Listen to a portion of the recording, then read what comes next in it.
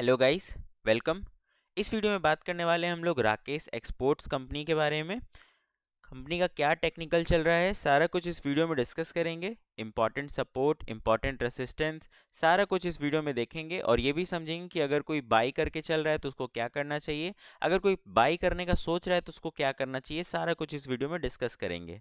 तो कंपनी कुछ अप्रोक्सीमेटली अपने ऑल टाइम हाई से 67% का फॉल दिखा चुका है और ज़्यादा टाइम भी नहीं हुआ है। अगर आप टाइम वाइज देखिएगा तो कुछ फरवरी 2023 में कंपनी 1000 के लेवल के आसपास में ट्रेड किया करता था और अभी कंपनी 355 के आसपास में ट्रेड कर रहा है, जो कि सीधा सीधा पता चलता है कि 65% का फॉल आया है।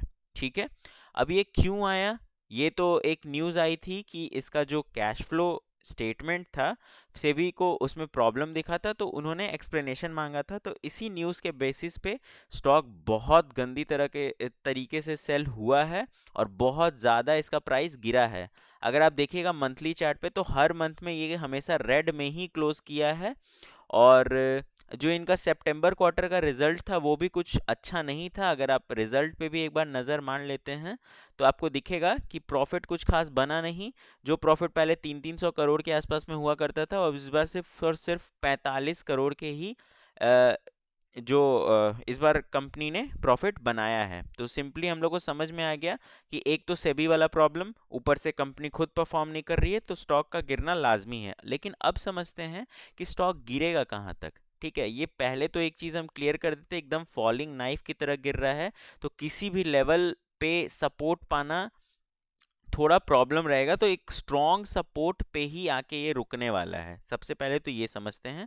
तो अभी कुछ अप्रोक्सीमेटली 355 के आसपास में ट्रेड कर रहा है और वीकली बेसिस पे अगर आप देखिएगा तो एक इनसाइड बार बना लिया है, इनसाइड बार एक प्रॉपर बना लिया है, जिसका लो है 333 के आसपास का और जिसका हाई है 373 के आसपास का। हम लोग कुछ नहीं करेंगे, हम लोग ने एक वीडियो में सीखा था कि इनसाइड बार को कैसे ट्रेड करते हैं। बस सिंपली उस लॉजिक से चलेंगे कि अगर इनसाइड बार का जो हमारा लो है 333, अगर उसको नीचे तोड़ के जाता है तो आराम से आप समझिए कि इसमें और सेलिंग आएगी ही आएगी।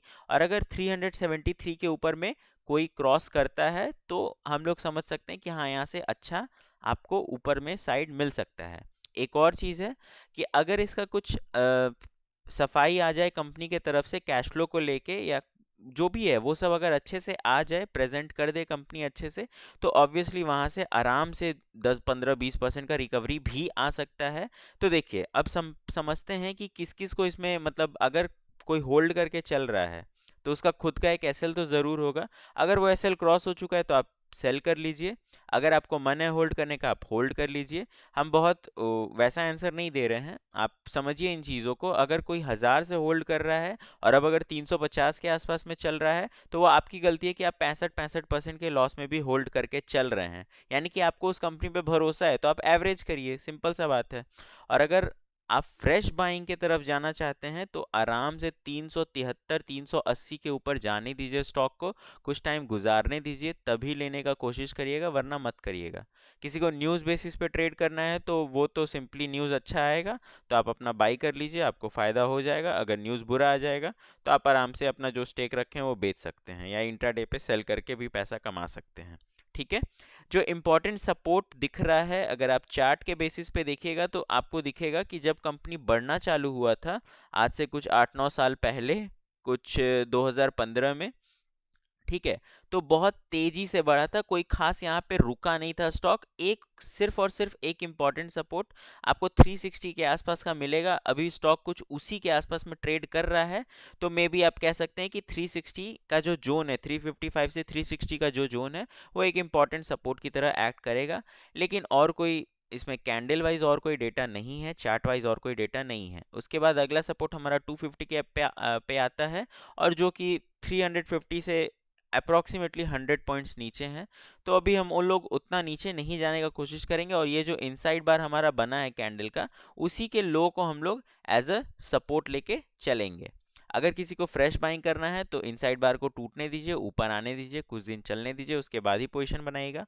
अगर कोई रिसेंट में खरीदा है जो 20-30% के लॉस पे चल रहा है, तो अगर आपको 373 के ऊपर निकलता है तो आप और ऐड करिए, और अगर 333 के मतलब जो हमारा इनसाइड बार का लो है, वीकली इनसाइड बार का लो है, उसके नीचे भी टूट रहा है तो आप आराम से अपना स्टेक बेच सकते हैं 30-40% के नुकसान पे।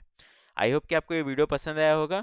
अगर वीडियो पसंद आया तो वीडियो को लाइक करिए, चैनल को सब्सक्राइब करिए, और आप हमारा फ्री व्हाट्सएप ग्रुप भी ज्वाइन कर सकते हैं। Link is in the description. Thank you, bye bye.